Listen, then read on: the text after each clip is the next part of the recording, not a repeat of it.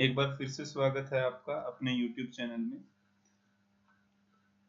तो आज हम करने वाले हैं 12 खड़ी। हम दोनों भाषाओं में इसको करेंगे, इंग्लिश और हिंदी दोनों में करेंगे, क्योंकि बच्चे को सबसे पहला जो बेसिक फाउंडेशनल जो स्टेज है, उसकी मूलभूत जो उसकी स्थिति है, उसमें सबसे बड़ी समस्या कहाँ पर आती है कि उसको पढ़ना नहीं आता। अगर किसी बच्चे को रीडिंग स्किल अच्छी नहीं होगी तो उसकी राइटिंग स्किल, स्पीकिंग स्किल, सारी स्किल्स में थोड़ा उसको प्रॉब्लम आएगा, और कोई भी सब्जेक्ट है उसका, उसको उसमें दिक्कतें आने वाली है। क्योंकि अगर बच्चा रीडिंग अच्छे से नहीं कर पाएगा तो उसकी जो अंडरस्टैंडिंग है वो कैसे बिल्डअप होगी, चाहे वो कोई भी सब्जेक्ट है, मैथ, इंग्लिश, कोई साइंस, जो भी सब्जेक्ट आप समझ सकते हैं। लेकिन 12 कड़ी सबसे इम्पोर्टेंट इसमें रोल प्ले करती है, तो हम आज ये उससे शुरू करते हैं। ये आपके बच्चे की जो रीडिंग स्किल है उसको इम्प्रूव करेगी, हिंदी और इंग्लिश दोनों को। तो हम 12 कड़ी को स्टार्ट करने वाले हैं क वर्ण से। तो क वर्ण जो है, इंग्लिश में जो के लेटर है उससे हिंदी में साउंड आती है क की, और के के साथ अगर हम ए का यूज करते हैं तो हिंदी में उसकी साउंड आएगी का की।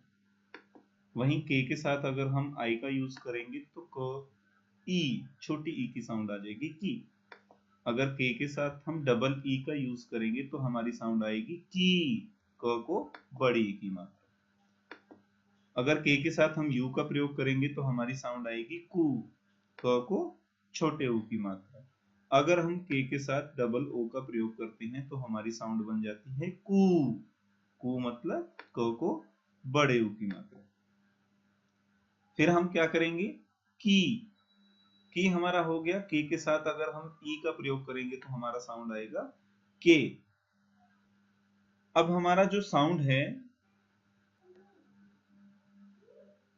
वहीं अगर के साथ हम प्रयोग करते हैं ए और आई का तो हमारा बन जाएगा कई, क को आई की मात्रा हमारी हो जाएगी। अगर के साथ हम ओ का प्रयोग करते हैं तो हमारा साउंड आएगा को, क को ओ की मात्रा हो जाएगी।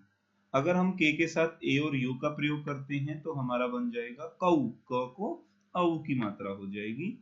अगर के साथ हम ए और एन का प्रयोग करते हैं तो बन जाएगा कं, मतलब क को अंक की मात्रा। अगर के साथ हम ए और एच का प्रयोग करते हैं तो बन जाएगी कह। ठीक है। अब हम ख वर्ण के साथ शुरू करेंगे। के की जगह हम के एच का प्रयोग करेंगे तो के एच से हमारा आता है ख, के एच से बन जाएगा ख। अगर के एच के साथ हम ए का प्रयोग करेंगे तो हमारा बन जाएगा खा, ख को आ की मात्रा। अगर के एच के साथ हम आई का प्रयोग करेंगे तो हमारा बन जाएगा खी, ख को छोटी ई की मात्रा।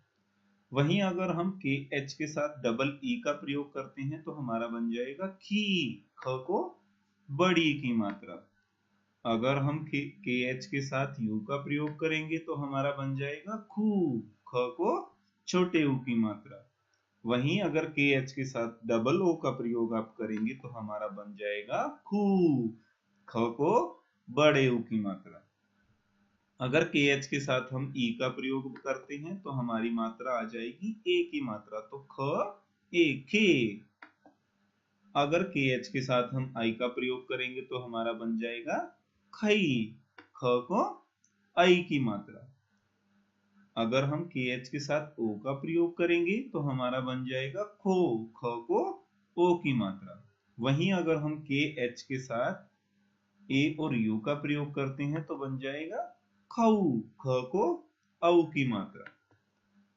अगर के एच के साथ आप ए एन का प्रयोग करेंगे तो बन जाएगा खंग, और वहीं के एच के साथ अगर ए एच का प्रयोग करेंगे तो बन जाएगा खह।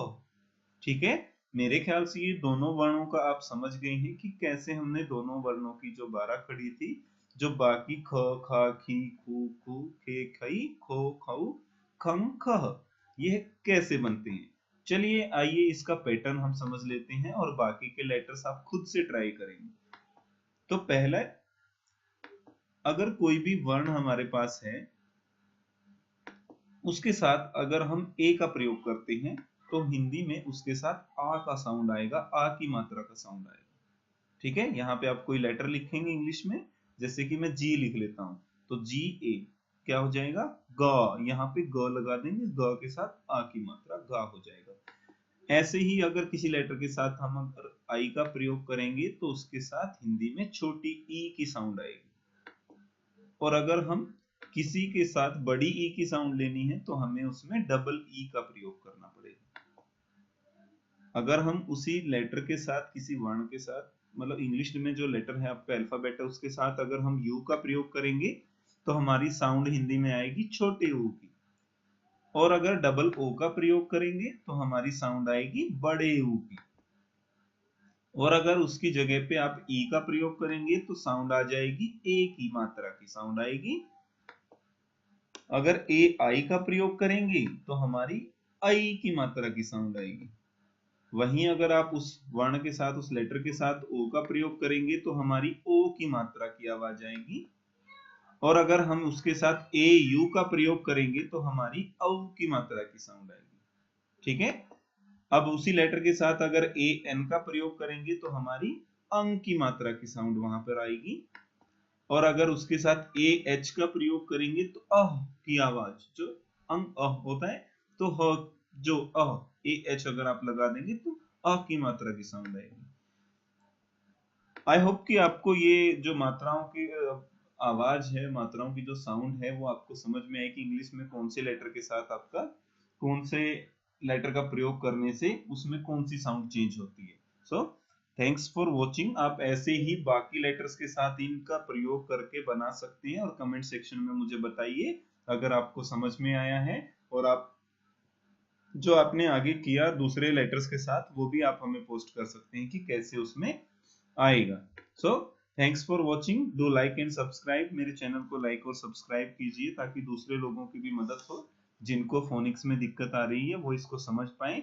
अब हम अगली वीडियोस में देखेंगे कि कैसे हम इन्हीं साउंड के बेसिस पे कैसे हम दूसरे जो वर्ड्स हैं 3 लेटर 4 लेटर वर्ड्स हैं उनको पढ़ने की कोशिश करेंगे। ठीक है, और उम्मीद करेंगे कि जल्दी से हमारी जो रीडिंग स्किल है वो इम्प्रूव हो जाए। और सब पेरेंट्स से भी मैं रिक्वेस्ट करूंगा कि बच्चों को ये वीडियो बार बार से दिखाएं ताकि उनकी जो है रीडिंग स्किल बहुत अच्छी हो जाए, इंग्लिश और हिंदी दोनों में। तो हमारे चैनल का नाम है थिंक विदाउट इंक, तो आप इसको सब्सक्राइब कीजिए और लाइक कीजिए।